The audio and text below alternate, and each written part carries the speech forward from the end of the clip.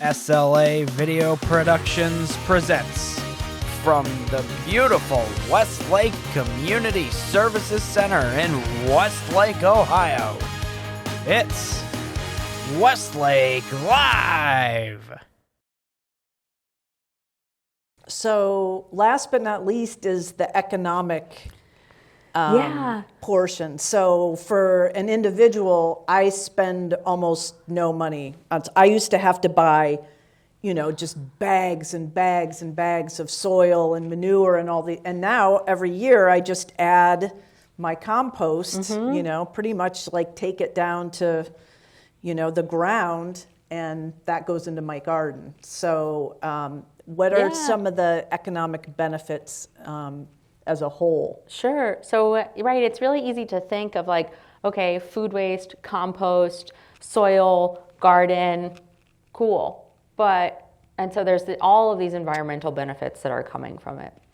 But there's also, this isn't just an economic issue. I think that it's really, this isn't just an environmental issue. I really think it's also an economic one. As we think about from the beginning, there's about $218 billion of money that is wasted on the growing, processing, and shipping of food that's never eaten. So, that food just goes right to waste. And if we're looking at the trail, then all of that money is just going right to waste also.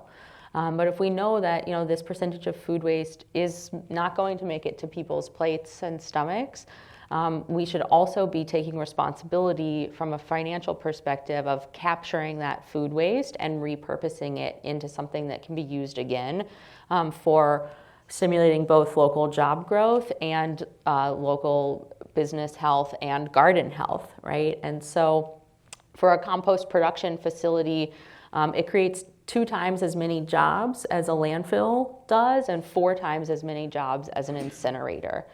So if you're looking at this from an incineration facility, so if you're looking at this from all angles, right, we're looking at the people that are affected by both soil erosion and soil building.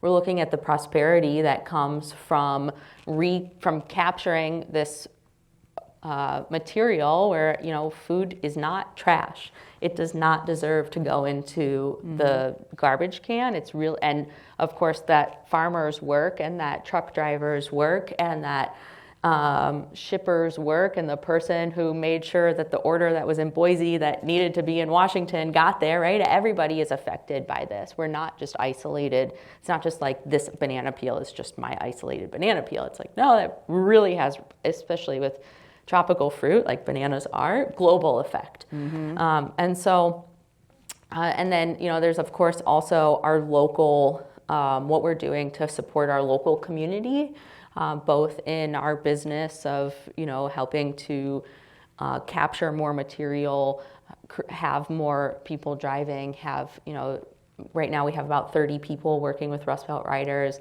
and then the production facility of making the material, and then of course of getting that material back out into the world. So there's really, if we're looking at this from a systems perspective, there's inputs and outputs all over the cycle.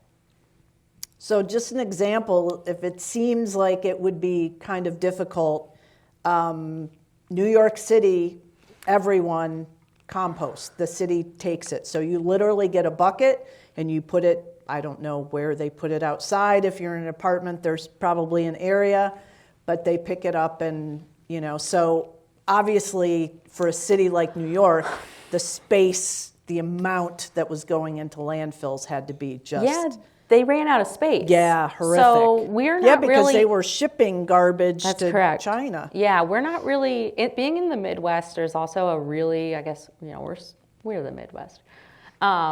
There's really this... we don't have a space issue. We don't have... Yet, right? We don't have a population density issue yet.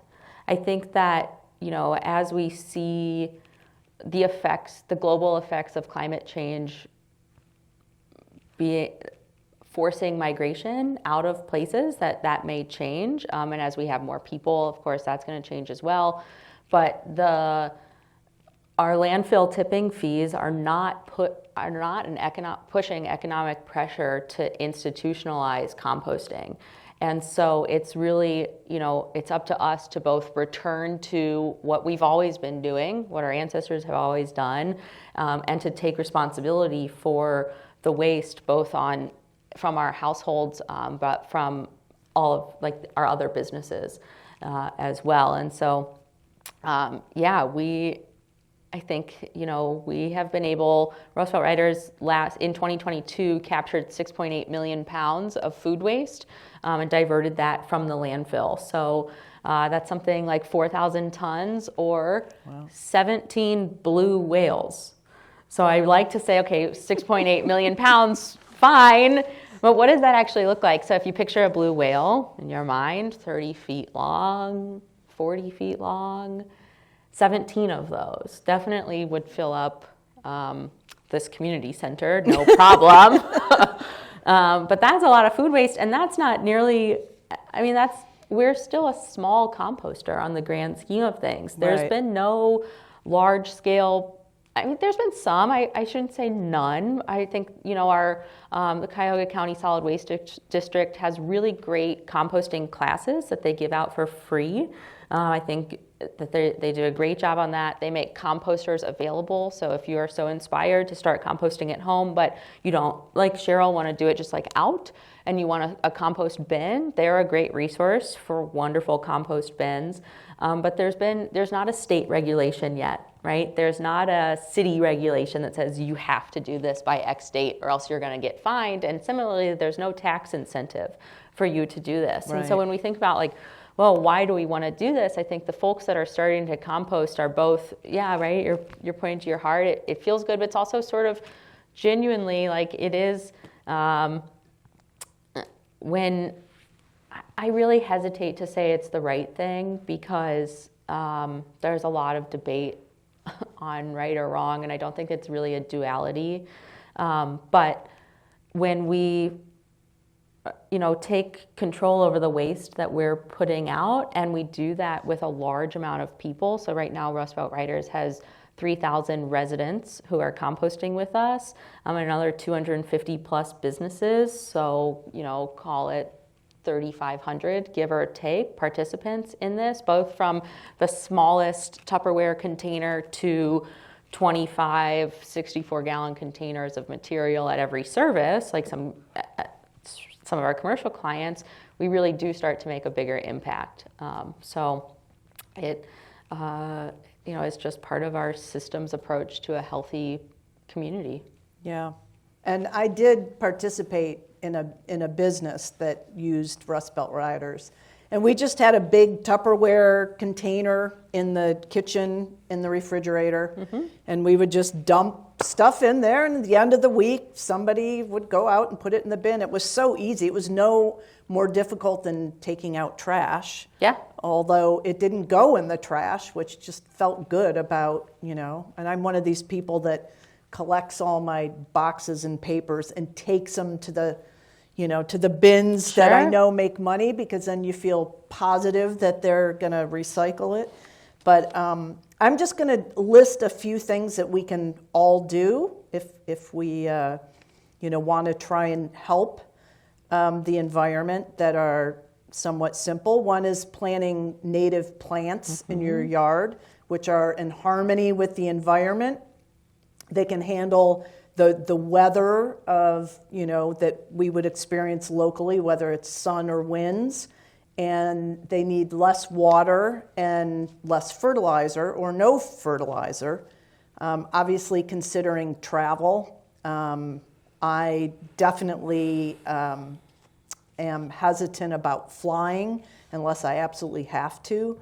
And, I drive a hybrid, hopefully eventually an EV.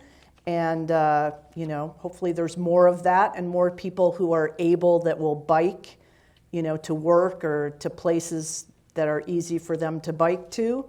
Eating more vegetables, obviously, meat causes more methane. throwing away less food, where if you compost, you'll start to realize how much you're wasting.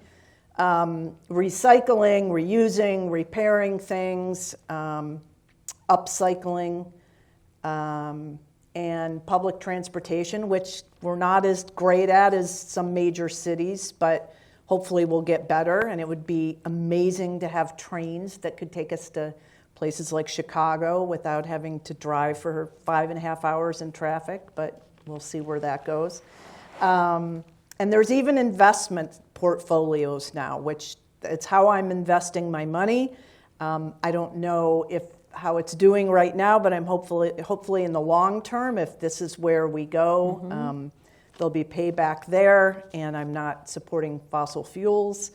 And last but not least is to get involved in your community with people that are doing things like just picking up garbage, planting trees, whatever it might be.